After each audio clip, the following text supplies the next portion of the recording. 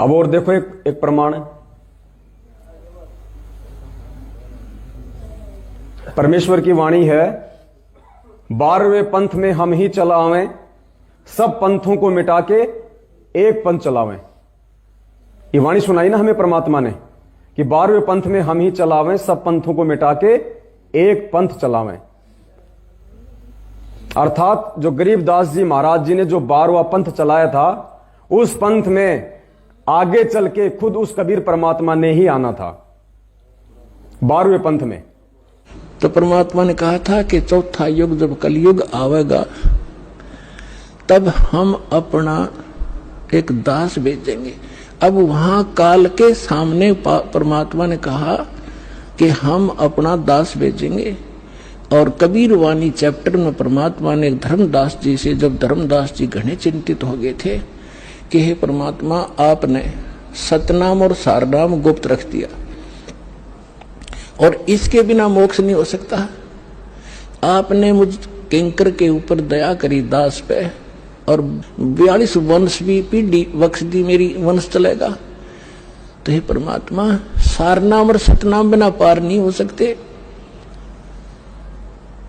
तो मेरे बच्चे कैसे पार होंगे? ऐसे कलेजा पकड़ के बैठ गया। परमात्मा ने सोचा भाई ये घना दुखी हो गया। तो परमेश्वर ने कहा कि सुन ले, काल ने क्या कहा था, 12 पंथ करूं मैं साजा, नाम तुम्हारा ले करूं आवाजा। 12 पंथ नाम जो लेगी, हमरे मुख में आन समोही। जाओ जोग जीत संसारा, जीवन माने कहा तुम्हारा। जीव तुम्हारा कहा न माने, हमारी ओढ़ हो बाद बखाने। अब इतना समय नहीं रहा, मैं वो सारे प्रमाण आज नहीं दिखा पाऊंगा आपको कि 12 पंथ कौन कौन से हैं। तो 12 पंथ, 12वां पंथ गरीबदास पंथ बताया है, लिखा कवि सागर में।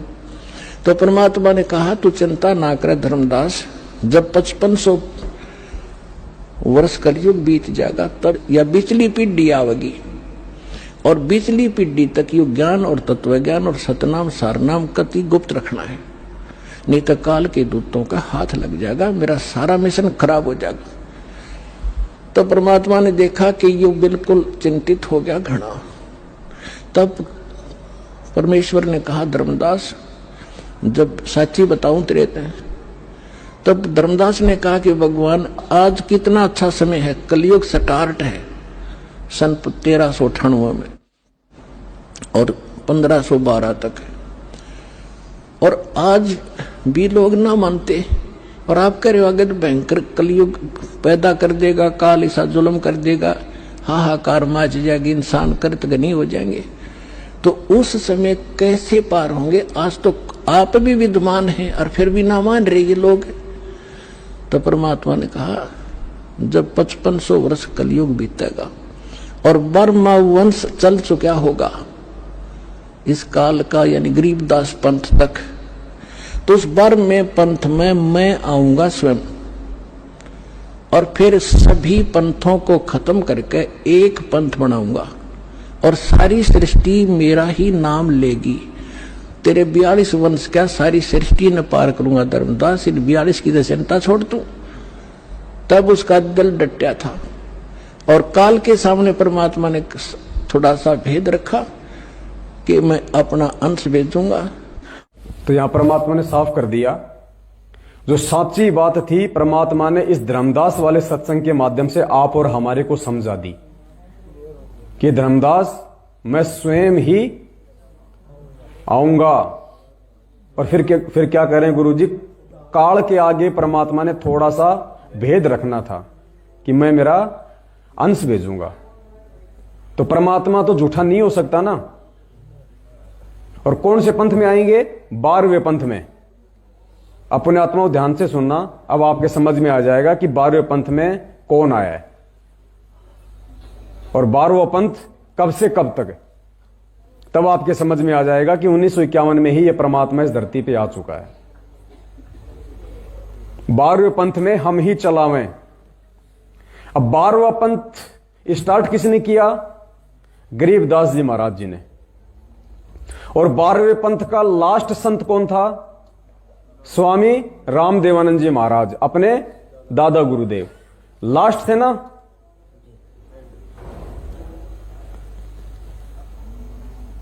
दादा गुरुदेव ने शरीर कब छोड़ा? 26 जनवरी 1997। कब शरीर छोड़ा? 26 जनवरी 1900। तो 12 पंथ समाप्त दादा गुरुदेव के साथ, वो अंतिम संत थे। जब भी दादा गुरुदेव ने शरीर छोड़ दिया उसी समय 12 पंथ समाप्त। कब? 26 जनवरी 1900। और गुरु जी क्या कह रहे हैं कि मेरे को कबीर परमात्मा कब मिले? मार्च 1997 में दिन के कब मिले? मार्च 1997। और दादा गुरुदेव ने शरीर कब छोड़ा? जनवरी 1997 में। और परमेश्वर की वाणी क्या कह रही है? 12वें पंथ हम ही चलावें। तो परमात्मा ने कौन से पंथ में आना था? 12वें पंथ में। तो 12वां जो था पंथ वो तो 26 जनवरी 1997 में कोई समाप्त हो गया था। तो परमात्मा ने तो उससे पहले पहले आना था ना, 12वें पंथ में बोल रहे हैं ना आने के लिए। और कबीर जी के लिए कब बोल रहे हैं गुरु जी? मार्च 1997 में, यानी दादा गुरुदेव के 2-2.5 महीने के बाद। तो 12वें पंथ में 1997 वाला दाढ़ी मूछ वाला आया था यार, संत रामपाल जी भगवान आए थे। क्योंकि दाढ़ी मूछ वाले के विषय में जो गुरु जी कह रहे हैं कि मुझे कबीर परमात्मा आके मिला, वो तो 12वां पंथ समाप्त होने के 2 महीने बाद आए थे। तो वाणी तो झूठी नहीं हो सकती ना परमात्मा की। तो 12वें पंथ में कौन आए? संत रामपाल जी भगवान। और 12वें पंथ में कब आया परमात्मा? 17 फरवरी 1988 को, जब उन्होंने स्वामी रामदेवानंद जी महाराज जी से नाम दीक्षा ली। नाम दीक्षा लेके ये परमात्मा उनको अपना मुंह बोला गुरु बना के 12वें पंथ में एंट्री मार दी। तो ये संकेत है, कोई ये नहीं कह सकता। क्योंकि अपने गुरुजी ने जिस बात का जो किया है जिक्र कि मुझे मार्च 1997 में परमात्मा मिले, वो तो 12वें पंथ की समाप्ति के बाद मिले। जबकि मालिक की वाणी कह रही है कि 12वें पंथ में हम ही चलावें, तो फिर तो मालिक की वाणी झूठी हो जाएगी। इसलिए वो परमात्मा 17 फरवरी 1988 को ही 12वें पंथ में आ चुका था। अब वो खुल्लम खुल्ला थोड़ी बताएगा लो जी मैं आ गया। फिर ये ज्ञान देने का क्या फायदा आप और हमारे को? ये सत्संग है परमात्मा के, ये कोई सामान्य सत्संग नहीं है। गीता जी के ज्ञान को समझना आसान है, संत रामपाल जी भगवान के सत्संगों को समझना लोहे के चने चबाना है।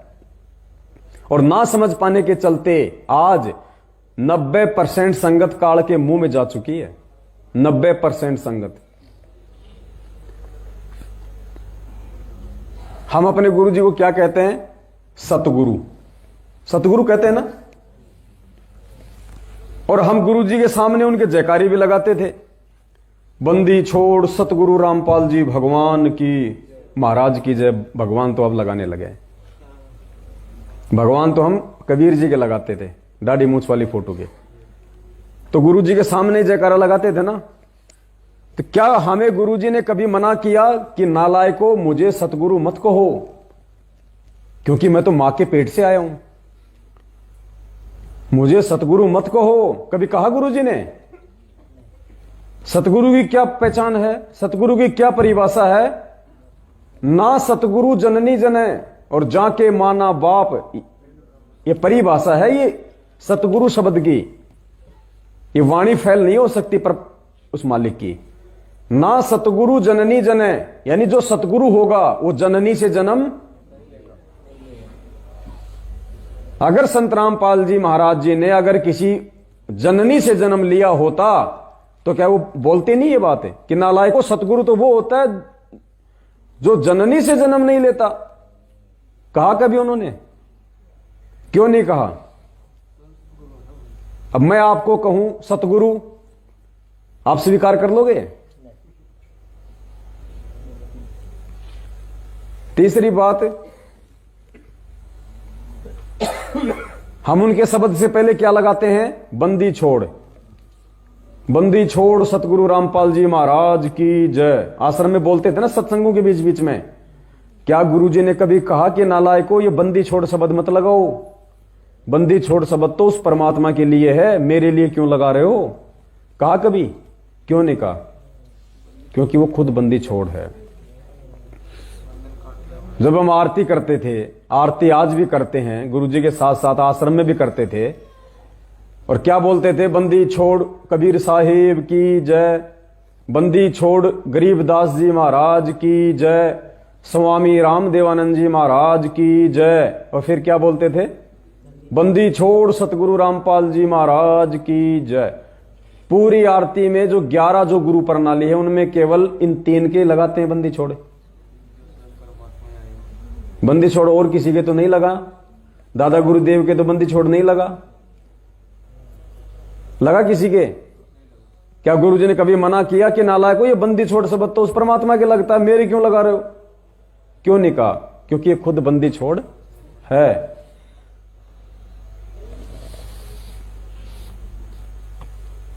और 12वें पंथ के विषय में एक परमात्मा का और आपको सत्संग सुनाते हैं। उसमें परमात्मा ने बिल्कुल अपना नाम लेके स्पष्ट कर दिया कि 12वें पंथ में कौन आया है। सब पंथों को मिटा करके एक पंथ लाएंगे, हम ही आएंगे।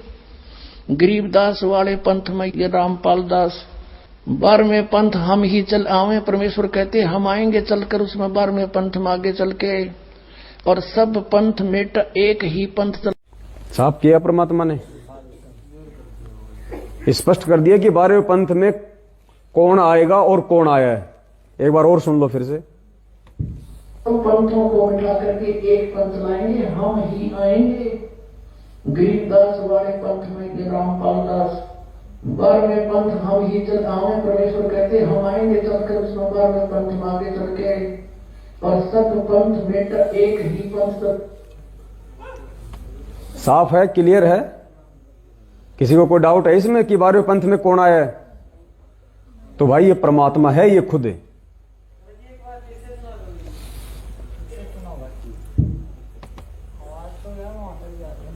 सब पंथों को मिटा करके एक पंथ लाएंगे, हम ही आएंगे। गरीबदास वाले पंथ में ये रामपाल दास, 12वें पंथ हम ही चल आवे। परमेश्वर कहते हम आएंगे चलकर उसमें 12वें पंथ में आगे चल के, और सब पंथ मिट एक ही पंथ तक। कोई डाउट हो तो बता दो भाई, साफ है। देखो जो मतलब की चीज थी वो हमने निकाल ली।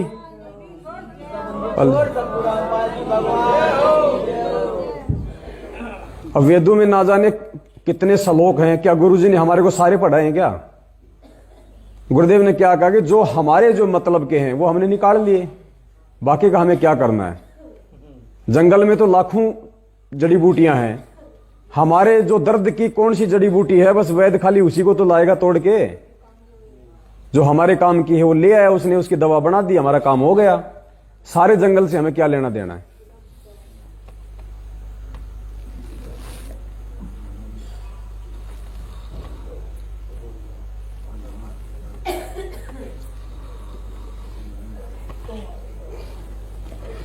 भगत जी को थोड़े लड्डू थोड़े कम कम खिलाते उनको।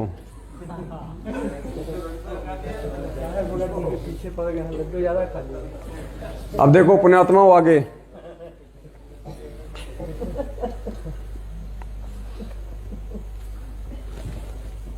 गुरुजी अपने सत्संगों में बार बार जिक्र करते हैं कि इस परमेश्वर का जो ये 13वां जो ये कबीर पंथ है, ये कब से चला है? 1997 से। ये बताते हैं ना परमात्मा, क्या बताते हैं? और 1997 में जो पंथ जो चलेगा उसको कौन चलाएगा? कबीर परमात्मा चलाएगा।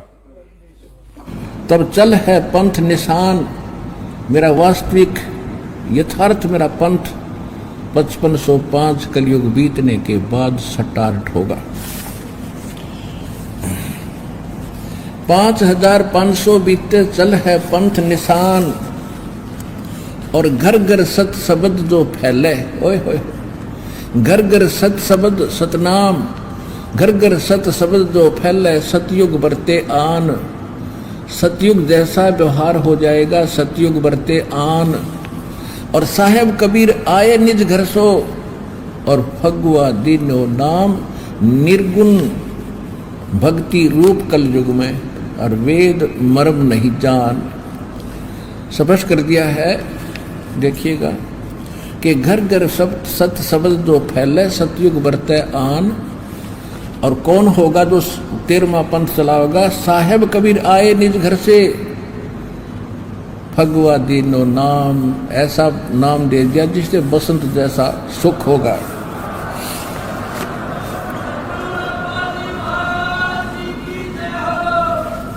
तो 13वां जो कबीर पंथ है वो कब चलेगा? 1997 से। और उसको चलाने वाला कौन होगा? कबीर परमात्मा। जबकि ये 13वां पंथ 1994 से ही स्टार्ट हो चुका है। ये परमात्मा ने भेद छोड़े हैं, नहीं तो कोई भी यकीन नहीं करता, आज संगत में कोई यकीन नहीं करता कि संत रामपाल जी ही कबीर परमात्मा है। परमात्मा ने जानबूझ के ये संकेत छोड़ दिए हमारे लिए। अब ध्यान से सुनना और फिर विचार करना कि ये जो मार्ग है परमात्मा का, जो ये पंथ है, ये कब से चला है? 1997 से चला है या फिर 1994 से चला है? गुरुजी ने नाम देना कब शुरू किया? भाई मालूम ही नहीं क्या आप लोगों को? तो फिर ऐसे कैसे बोल रहे हो मरे मरे? ऐसे नहीं भगत जी, आने वाले समय में ये जो मतलब जीके बनेगी, ये जनरल नॉलेज के सवाल बनेंगे। आप लोग कहीं ऐसे, कहीं आप लोग गफलत में बैठे हैं। ये बाबर, हुमायूं, अकबर, जिनसे कोई लेना देना नहीं, आज उनके इतिहास बने हुए ना। वो युद्ध कब हुआ, उसका जन्म कब हुआ, उसका बाप कौन था, आपके कुछ काम आए हो जिंदगी में? ये सबके काम आएगा। इसकी एक एक सन, एक एक दिन जो है ये प्रमाण बनेंगे।